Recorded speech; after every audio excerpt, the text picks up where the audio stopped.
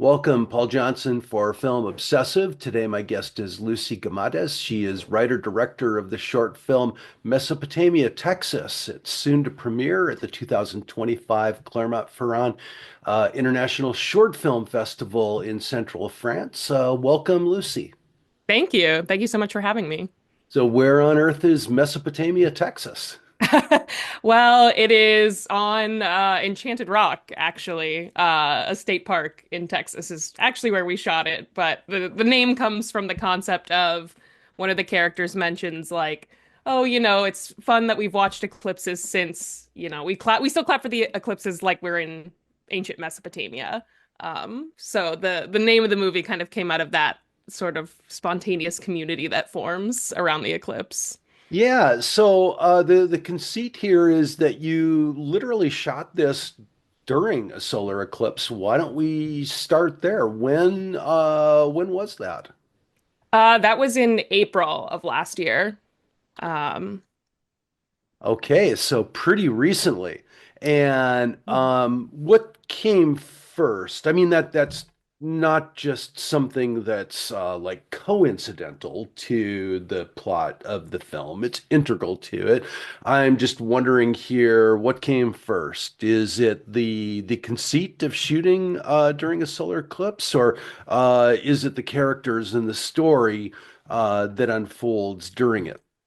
yeah, so my creative producing partner, Michael, kind of came to me with the idea of shooting a movie during an eclipse about a year beforehand. And I was sort of hesitant at first. I like don't like doing things when it seems like it's kind of a gimmick, or and also it sounded obviously very difficult to do, but Very difficult to do. yeah.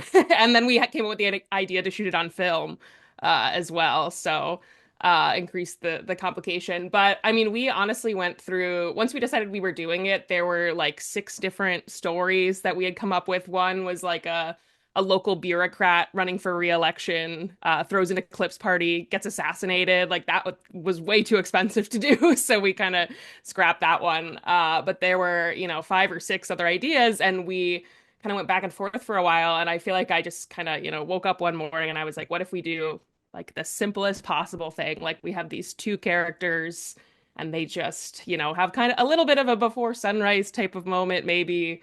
But like, I don't know, the characters just kind of came to me one morning and it was like, all right, that's it. We've got it. We're going to do it this way. And that is a connection. And before we talk a little bit about the two characters and the actors who play them, I just would like to ask a little bit about some of the complications of shooting during a solar eclipse. I watch your film and I think, in some ways this would be challenging enough in terms of the lighting, extras, sound, and crew. Were they all just on a hillside assembled there and there were not an eclipse taking place? What challenges does that provide? Yeah, I mean, so we shot it, like I said, at Enchanted Rock, which is about a 400-foot climb up of a tall, literally rock, like it's a hill. We brought three 16 millimeter Aton XTRs up to the top, and we only had a 10-person crew because we wanted to keep it pretty small, and we knew we needed, the right people, like a really scrappy team. We'd be staying, in an Airbnb together, so it was kind of had like a summer camp kind of vibe to the living situation. But yeah, we had to figure out how to get 200 pounds of equipment up to the top. We had to get a ticket to the park because eclipses are really popular. And it was like calling into a radio contest. Like we didn't even know if we were going to get the location to shoot at. And then the eclipse itself, obviously, you have, 4 minutes and 26 seconds to get the shot. And if you miss it, you miss it. You can't do any reshoots. So yeah, it was a lot of logistics, a lot of pre-production. And then we kind of got up there and we're like, all right, this is it. We'll do it and we'll see what happens. It must have happened really quickly. How long did the shoot itself take once you were there?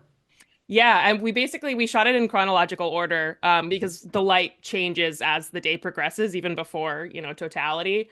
So for continuity, we just, yeah, shot it in order. We started, I mean, we got to the park at around 4 a.m. and waited for an hour until it opened, hiked up to the top. We probably started shooting around, I want to say 6:37, and then it was over by, 3:30.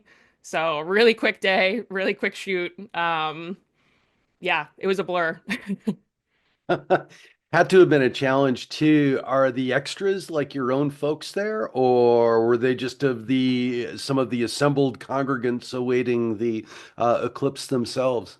Yeah, they were all anyone who's not the two actors is either someone who was just up there or is a crew member who's kind of buried in the background.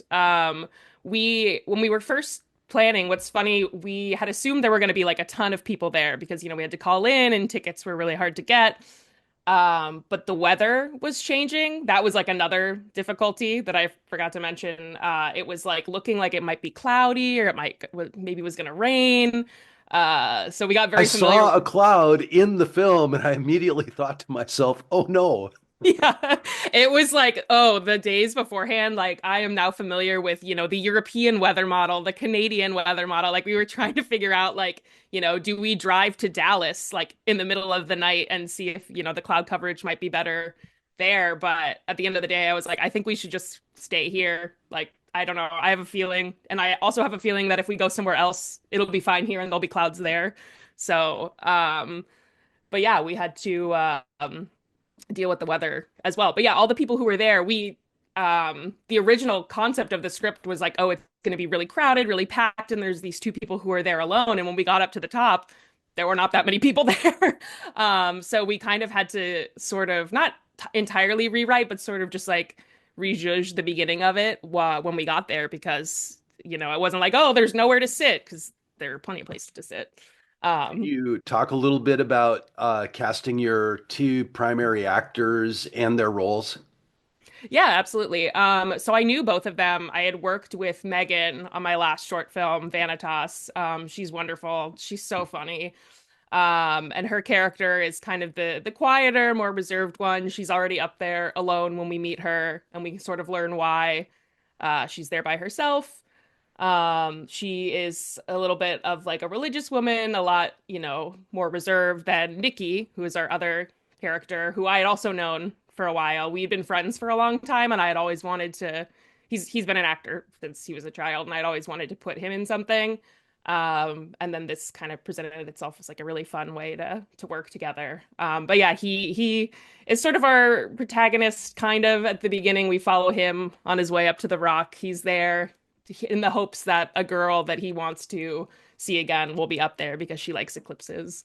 But he doesn't really put any effort into making sure that she's there. So two very different characters. A little part of me wondered if she even really existed. Exactly. Yeah. It's very, very good question. She may not. Well, I love the human connection between the two characters. And another thing I really enjoy about the film, frankly, I was smitten by it a little bit from the very start, is just the really unique vintage 70s B-movie look and feel from it that comes, right out of the graphic design at the beginning, the color design, the film stock, the grain, even the musical choice that's used at the beginning. Let me have you talk about some of those choices, why you're using them, and what you're aiming for. Yeah, absolutely. I mean, I love movies from the 70s. I always have. I run a Substack about movies from the 70s. But going into this, we shot our last, Michael, my producer, and I shot our last short on 16 as well. And we really just love the look. Like I love film. You just can't really replicate it in like as hard as you try with digital. And for this, when we were talking about it, it was like, well, you kind of only get one take anyway, so we might as well shoot it on film. But the whole look and feel was sort of inspired by like, I don't know, it's kind of like you put the least likely John Wayne in the middle of a Western was kind of the vision for the first part. Like we had a whole bit that we had to cut, but about him, he puts on this cowboy hat and this sort of persona, but he obviously is not, a cowboy. But even just when we went up to the Rock too for the first time, just the colors are so vibrant up there and beautiful. And I love, putting color in stuff. It doesn't have to be, all dark all the time. Like I think it was just lended itself really nicely. The location did. And what about the music that accompanies the opening credit sequence? Yeah, we found Michael found the music for both of the pieces actually just kind of by chance. I had been thinking for the beginning that I wanted that type of, Western sounding kind of not honky tonk, but like that kind of music for the beginning that then would like become very different by the end. Obviously, the last song is quite different. Um, but yeah, we were kind of just going through different choices, and we found this one, and we also just thought like the Shadow of the Valley was just kind of an interesting title for it. And if you listen to the lyrics, it's sort of about, being on your own and settling down in your valley. And I thought it was just kind of like a funny juxtaposition to have that Yeah, with Nikki climbing the mountain. I just love it, and it could be the music used in a very, very different kind of Western, Yeah, right? yeah, With exactly. utmost sincerity. But I just love the choice. And so I'm hearing you're kind of a film nerd Substack type, right? Oh yeah. I'm getting that. So can I have you talk about your own training, experience, influences? What's bringing you, Lucy, to this point in time where you're directing a film like this? Definitely. I mean, I did go to film school. I went to BU for film school, which was like a great sort of base layer. But I've been working in New York for several years. I moved here when I was 22 or 23, and I had this writing gig that was bad and did not pan out. And it was kind of like a really, sort of fundamental New York experience. And then I worked in post-production for a long time with a few different companies, had great experiences there. But I've always been a writer. I mean, I wrote stuff in school. I was always writing stuff on the side.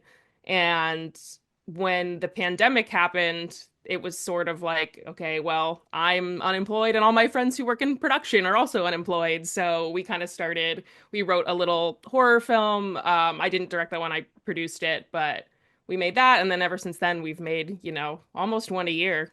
Michael and I have since then. Um, and directing, I directed a short called Vanitas, like I said, with Megan 2 years ago. That was also, again, a great experience. And shooting it on 16, I was like, well, I want to shoot everything on this, from now on. So yeah, that's kind of what led me up to this point. Just a lot of, DIY, sort of making friends with the crews that I work on and doing it that way. That is so awesome. And so your film is going to enjoy a world premiere in France in what, like 10 days or something? Yeah, I'm leaving tomorrow night actually to You fly are. That there. is so exciting. I was going to ask if you Yeah. were going to be there. Could you talk just a little bit about your maybe expectations or hopes for that trip and for the festival?